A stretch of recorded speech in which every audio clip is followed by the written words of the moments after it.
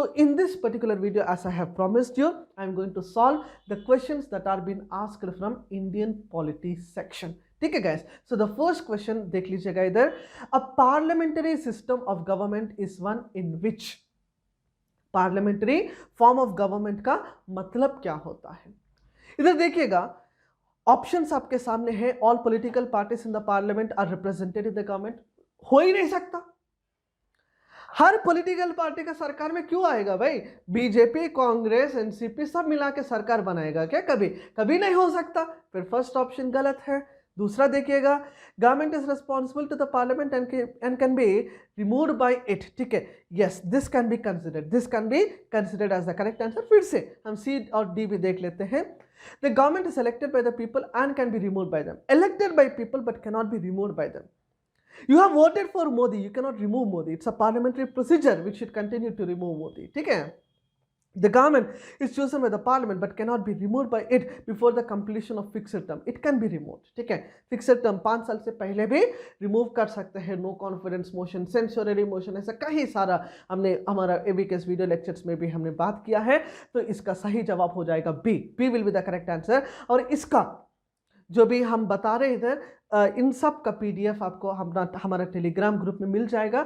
So do also follow our Telegram group for daily updates, for current affairs, for unlimited information with respect to the CAPF preparation. ठीक है, एक channel पे कई सारा updates, कई सारा आपका प्रिपरेशन टेक्निक्स एक एवीकेस का ही टेलीग्राम चैनल में आपको देखने के लिए मिलेगा। तब उस टेलीग्राम का भी डिस्क्रिप्शन में आपको किस तरह से ज्वाइन करना है बता देंगे। ठीक है, क्वेश्चन नंबर 2 देखिएगा मैं इधर, which part of the constitution of India declares the ideal of welfare state?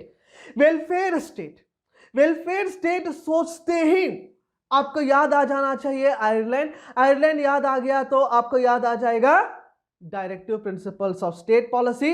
तब इसका सही जवाब है ए। A will be the correct answer for the second question, directive principles of state policy। दूसरा ऑप्शंस में जाने का जरूरत ही नहीं है, क्यों? हमारा कोर्स में जो भी बच्चे जुड़े हैं उनको पता हो जाएगा। One common agreement between Gandhism and Marxism. ठीक है, this is a philosophy, but still I have taken here. This is the question I was more stressing about. The final goal of stateless society we will consider class struggle होगा, पर इतना ज़्यादा abolition of private property नहीं है, economic determinism नहीं है।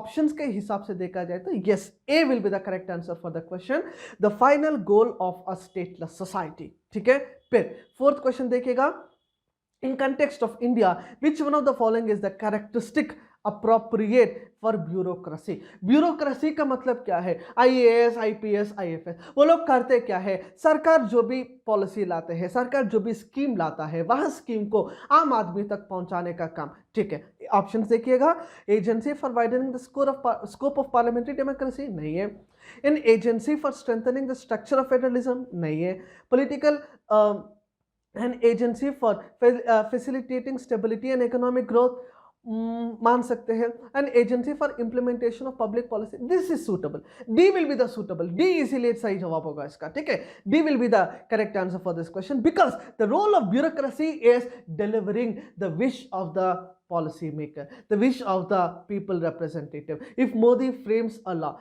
if Modi says that according to Garib Kalyan Yojana we are going to deliver 5 kg rice to every poor, or else according to Jan Arogya Abhiyan we are going to deliver 5 crore rupee health cover, but if suppose somebody falls sick, will Modi come to each and everyone's house and give 5 lakh rupee health cover? Absolutely impossible. तब कौन देगा? Bureaucracy. IAS, IPS and other officers are acting as a mediator between the policy maker and the people, and that is the reason D will be the correct response for this question. फिर से देखिएगा माँ, fifth question. The preamble of the Constitution of India is, ठीक है, preamble of the Constitution is part of the Constitution but has no legal effect. It has legal effect. Not a part, ये तो part है, B will be wrong.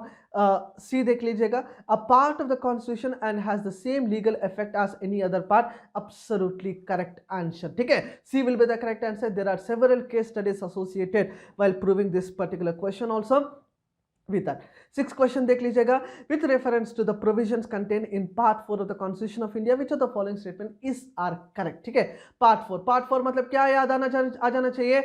Directive principles of state policy. मैं आपको polity का introduction lecture देते वक्त भी आप सभी से यही कहा था कि बिना directive principles of state policy से आप पेपर को प्रिडिक्ट कर ही नहीं सकते हैं। You can not imagine a paper without a question on directive principles of state policy, and that is the reason this has to be stressed, this has to be understood, and this has to be put more effort all together. Clear all of you? See DPS पे, they shall be enforceable by the courts. Clear all of you? They shall be enforceable by the courts. बताना जरा, can we go to Supreme Court if we don't follow DPSP? नहीं, ठीक है, we cannot go to Supreme Court. First option is wrong. First option गलत है, मतलब A will be गलत, C will also be गलत। अभी हमारा दूसरा और तीसरा स्टेटमेंट में कंफ्यूजन, ठीक है। They shall not be enforced by any court, absolutely correct. Even if the government does not follow the directive principle of state policy, फिर भी you cannot go to the judiciary because they are not justiciable, they are not enforceable. The principles laid down in this part are to influence the making of the laws of the state. Absolutely correct. क्या मतलब है DPSP का? सरकार क्या काम करना चाहिए? What are the responsibilities of the government is itself known as DPSP. तब इसलिए इसका सही जवाब हो जाएगा D. D will be the correct answer. Next. Consider following statement. देखिए, this is something with regard to the current polity once again, क्योंकि हाल ही में Kerala state was in news with regard to the Aadhaar card and everything, and that is the reason this question was asked. I presume कोई भी हो सकता है भाई, लेकिन presumption, assumption, it's all our basis, but the question has to be answered. Is your task, ठीक है? We are going to give, Avks Academy is going to give in another 1 to 2 weeks the most expected questions for CAPF examination. Already we have delivered a paper 2 video on that. Paper 1 में भी हम देने वाला है। तो इसी तरह से we are predicting, मतलब we are expecting those questions altogether.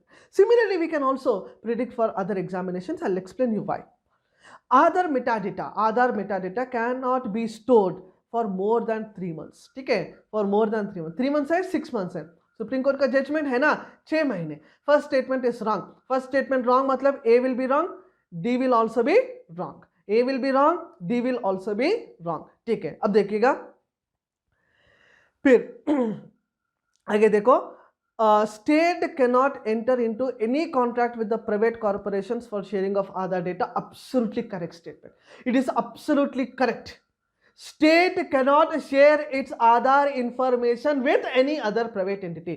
फिर दूसरा सही है, दूसरा सही है मतलब B will be correct. No, तीसरा देखने का जरूरत ही नहीं है। क्यों देखोगे भाई? ऑप्शंस के साथ एलिमिनेट करते जाओ, एलिमिनेट करते जाओ। पहले A को एलिमिनेट किया, फिर D को एलिमिनेट किया, फिर अभी C को भी एलिमिनेट तुरंत हो जाएगा ना। फिर से देखेंगे, 3 भी देखेंगे आपके अच्छा के लिए। Aadhaar is mandatory for obtaining insurance product. नहीं, जरूरत नहीं है। Aadhaar is mandatory for getting benefits funded out of the consolidated fund of India. Consolidated fund of India के थ्रू जो भी बेनिफिट मिलेगा, मान लीजिएगा for example you are getting any scheme, you are getting Pradhan Mantri Gram सड़क योजना, या फिर इंडिविजुअल स्कीम देख लीजिएगा, you are getting suppose you are getting Garib Kalyan योजना के तहत पेंशन मिलेगा, या फिर MG NREGA, Mahatma Gandhi national rural employment guarantee act के थ्रू आपको कोई पैसा मिलेगा, तब आपको किस तरह से आप अक्रेडिट करोगे अपने आप को सरकार के साथ। फाइनेंशियल इंक्लूजन किस तरह से प्राप्त होगा, फाइनेंशियल इंक्लूजन आपको बनाने के लिए आपको आधार मैंडेटरी हो चुका है। Aadhaar is now mandatory, KYC is now mandatory even for the governmental benefits also, और इसीलिए fourth option will be correct, और इसीलिए B will be the correct response for this particular question. Next देखो मां, 8th क्वेश्चन देख लीजिएगा सब लोग। Consider following statement, ठीक है।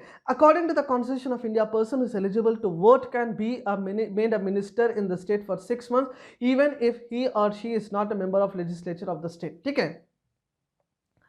Who is eligible to vote करके दिया है, इधर कहीं पर भी ये तो मेंशन नहीं किया है 18 प्लस। और इसीलिए मैं पहले भी बोला था आप सभी को in the classes also, see that even if a person is not a MP or MLA, but still a person can become a minister, still a person can become a prime minister or any other minister also.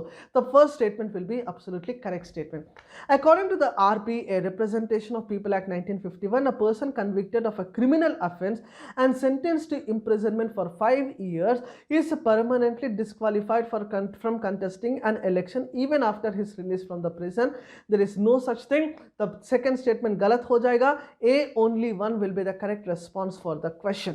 फिर देख लीजिएगा 9th question. The President of India can summon a session of the Parliament at such a place as she thinks fit. Logically think करो, logically सोचो, parliament का session कहाँ होगा? लोकसभा और राज्यसभा में होगा. मान लीजिएगा बहुत बड़ा बाढ़ हो गया, बहुत बड़ा बारिश हो रहा है, ठीक है, there is a heavy rain happening in India and it is leaking, ठीक है, पूरा पार्लियामेंट का जो बिल्डिंग है वो लीक हो रहा है, ठीक है, फिर कहाँ बैठेंगे भाई? कोई अदर होटल या फिर कोई अदर ऐसा ऑडिटोरियम देख करके बैठना पड़ेगा ना, तब इसीलिए प्रेसिडेंट ऑफ इंडिया तय कर सकता है अदर लोकेशन भी, ठीक है. सेकंड देखिएगा, constitution of India provides for 3 session of the parliament year but it is not mandatory to conduct all the 3 session. There is no minimum number of days of the parliament is required to meet in a year. Yes, absolutely. If you observe this particular question altogether, it has to like एक second, which of the following statement given above is are correct? Clear? The President of India can summon a session of the Parliament at such. Yes, absolutely. A will be the correct answer for the question. A will be the correct answer for the question. Clear all of you in the class? The Parliament have to meet once in 3 times in a year. Budget session will be there, winter session will also be there, and also monsoon session will be there. Next, Rajya Sabha has equal power with Lok Sabha in. राज्य सभा और लोकसभा दोनों को equal power रहेगा किस respect में? देख लीजिएगा, Rajya Sabha have equal respect with Lok Sabha in the matter of creating all India service 312. All India services कितना है अभी? IAS, IPS and IFS. लेकिन वो पावर जो है वो सिर्फ राज्यसभा के पास ही है. Amending the constitution, yes. Removal of the government, no. Making of cut motion, no. Making of cut motion मतलब बजट, ठीक है, बजट का पावर कोई कुछ भी राज्यसभा के पास नहीं है, इसलिए D will be wrong. The removal of the government, no. Government will be formed with the help of Lok Sabha, government will be removed only with the help of Lok Sabha, और इसीलिए B will be the correct answer for this question. Next, with reference to the fund under Member of Parliament Local Area Development Scheme, MP-LAD scheme, which of the following statement is are correct? ठीक है, देखिएगा, MP-LAD fund must be used to create durable assets like physical infrastructure for health, education, etc. हाल ही में स्वच्छ भारत अभियान, ठीक है, that is the best example of construction of toilets under the help of with the help of MP-LAD scheme itself. A specified portion of each MP's fund must benefit SC/ST population. Yes, in his constituency, उनका जो भी constituency होता है उस constituency में SC/ST population को ये बहुत मदद करना चाहिए. MP-LAD funds are sanctioned on a yearly basis and the unused funds cannot be carried forward for the next year. ऐसा नहीं है, आपको 5 करोड़ दिया है, आपके कॉन्स्टिट्यूंसी में सिर्फ 2 करोड़ का ही ज़रूरत था और 3 करोड़ जो बचा है आने वाले साल में ये काउंट होगा. It will be counted in the next year. आपको 8 करोड़ मिलेगा, ठीक है. The district authority must inspect at least 10% of all the works under the implementation every year. 10% is not the correct figure and that is the reason 4th will be wrong, 3rd will also be wrong. Then A will be the correct answer. A1 and 2 will be the correct response for this question. 12 देख लीजिएगा. The Constitution of India defines its basic structure in terms of federalism, secularism, fundamental rights and democracy. No. Basic structure doctrine जो 15 points है उसको एक बार देख लीजिएगा ताकि आपको ठीक से समझ में आएगा. कौन? Keshavchandra Bharati. Keshavchandra Bharati is very important personality with this year also again, ठीक है. Constitution of India provides for judicial review to safeguard the citizens' liberties and to preserve the ideals of on which the Constitution is based. Yes, constitutional protection will be the key point of this particular point and that is the reason B will be the correct answer. B इसका सही जवाब होगा 12th का. Which one of the following categories of fundamental rights incorporates the protection against untouchability as a form of discrimination? ये question आप हमारा Telegram group में भी देख सकते हैं।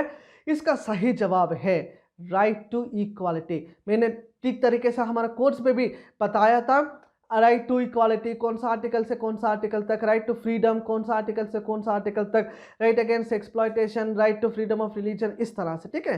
That is the reason. 14 देख लीजिएगा। In India separation of judiciary from executive is enjoined bye article 50। Article 50 में ये दिया है ना, separation of executive from judiciary. Article 50 किस में आएगा? माइंड मैप बना दीजिएगा सब लोग, माइंड मैप आ जाना चाहिए सब लोगों को। Fundamental right 12 to 32, 12 to 35, 12 to 35। DPSP कहां से कहां तक? 36 to 51। फंडामेंटल ड्यूटीज कहां से कहां तक? 51A से लेकर के 51A के तक, ठीक है। तो 50 किस में आएगा? 36 to 51 के बीच में आएगा, मतलब directive principle of state policy में आ जाएगा, मतलब B will be the correct answer. Next, along with the budget, the finance minister also places the other document before the parliament which include the macroeconomic framework statement. Yes, very important thing this is. The aforesaid document is presented because this is mandated by FRBM. FRBM physical responsibility and budgetary management act 2003, उसी का कहना यही है ना, framework. Revenue deficit कम करो, physical deficit कम करो, revenue बढ़ाओ, physical deficit revenue बढ़ाना चाहिए, हमारा बोरोइंग्स कम करना चाहिए, we need to become self reliant, we need to become self dependent, we need to become self developed also. That is the FRBM act. उसी FRBM act के बाद ही हमने GST को प्रपोज किया है, ताकि FRBM ठीक से इंप्लीमेंट हो जाएगा। तब इसका सही जवाब हो जाएगा D will be the correct answer, FRBM, provisions of the Fiscal Responsibility and Budgetary Management Act 2003. Next 16 question देखिएगा। A constitutional government is by definition is a government by legislature, देखते हैं, popular government, multi-party government, no, limited government, yes, we have put our limitations. If Modi becomes the prime minister, he cannot do anything of his own choice. Who limits it? Again the constitution. Constitution gives me power. Constitution also puts several limitations on it. That is the meaning of limited government. D will be the answer for this. D will be the answer. Next. Other than the fundamental rights, which of the following parts of the Constitution of India reflects the principles and the provisions of Universal Declaration of Human Rights 1948? ये थोड़ा सा controversial question है. This is slightly controversial. पूरा तरीके से देखेंगे तो universal declaration of human rights का मेंशन फंडामेंटल राइट्स के अलावा और कहीं पर भी है क्या करके आपसे सवाल पूछ रहा है। इसका सही जवाब हो सकता है बी भी हो सकता है, because directive principles of state policy में डायरेक्टली हम बोल सकते हैं, we can say that declaration of human rights का मेंशन किया हुआ है, बट इनडायरेक्टली प्रियम्बल में भी है, डीपीएस में भी है, फंडामेंटल ड्यूटीज भी है, मतलब डी भी हो सकता है, इसका जवाब बी भी हो सकता है। We need to wait till UPSC clarification what is the answer for this. It can be either B or else it can be either D, but probably B will be the answer for this, ठीक है। Next, in India, legal services authorities provide legal services to which of the following type of citizen? ये बहुत important है, पिछले साल CAPF examination में इस तरह का लीगल सर्विसेज के रिलेवेंस में सवाल पूछा गया है, ठीक है। किस किस को मुफ्त में लीगल सर्विसेज प्रोवाइड किया जाएगा? Person with annual income of less than ₹1 lakh, हाँ उनको देगा भाई। Transgender with an annual income of less than 2 lakh, transgender का बात कहीं नहीं कहा है, तो सेकंड गलत हो जाएगा, सेकंड गलत हो जाएगा, मतलब ए गलत है, ठीक है, सी भी गलत है समझ गए सब लोग। इस तरह से एलिमिनेशन नहीं करोगे ना, आपका हर क्वेश्चन में 2 मिनट लगेगा, लेकिन हमारा प्रयास क्या होना चाहिए, हर क्वेश्चन देखते ही 30 सेकंड में जवाब उसका आ जाना चाहिए। देखिए कैसे कर रहा हूं मैं। Members of OBC classes with annual income of less than 3 lakh, नहीं है भाई, ये भी नहीं है, ठीक है, तब तीसरा भी गलत हो जाएगा, तब बी भी गलत हो जाएगा, ए गलत, बी गलत, सी गलत, सही जवाब क्या है? D will be the correct answer. इसीलिए क्योंकि ऑल सीनियर सिटीजन इसमें कवर्ड है, फिर उन्हीं के साथ person with annual income of less than ₹1 lakh will also be covered. मतलब ये पूरा क्वेश्चन आपको देखने के बाद आप सभी को कम से कम ये तो समझ में आ रहा होगा कि किस तरह से यूपीएससी हमारा एग्जामिनेशन पैटर्न को बदल रहा है और किस तरह से यूपीएससी मल्टीपल क्वेश्चंस, ठीक है, हर क्वेश्चन में कई सारा स्टेटमेंट्स दे करके किस तरह से यूपीएससी आपको कंफ्यूज करने का प्रयास कर रहा है, ठीक है। लेकिन हमारा सीएपीएफ एग्जामिनेशन में भी इसी तरह का ट्रिक्स आप फॉलो करिएगा, ताकि आप ऑप्शन एलिमिनेशन को भी फॉलो करिएगा, ताकि आपको एक बहुत ही ज़बरदस्त स्ट्रैटेजी एक आपके दिमाग में होते ही उस स्ट्रैटेजी को बनाते हुए, उस स्ट्रैटेजी को रखते हुए आप सीएपीएफ में जितने भी ज़्यादा टफ पेपर आ जाए, लेकिन हम कुछ सब्जेक्ट के मामले में कभी उसको नहीं छोड़ सकते हैं, कुछ सब्जेक्ट के मामले में कभी भी हम उसको गलत नहीं बना सकते हैं। अब देख के आपको समझ में ये भी आ गया कि कोई भी किताब आपको ज़्यादा मदद नहीं करेगा, लेकिन आपका खुद का अप्लाइड नॉलेज ही आपको बुक के साथ, कोर्स के साथ, लेक्चर के साथ, एक अप्लाइड नॉलेज के साथ ही आप इस तरह का पेपर को सॉल्व कर पाओगे, ठीक है। इस तरह का वीडियोस के लिए देखते रहना, हमारे टेलीग्राम ग्रुप को आज ही ज्वाइन करिएगा। बहुत बहुत धन्यवाद।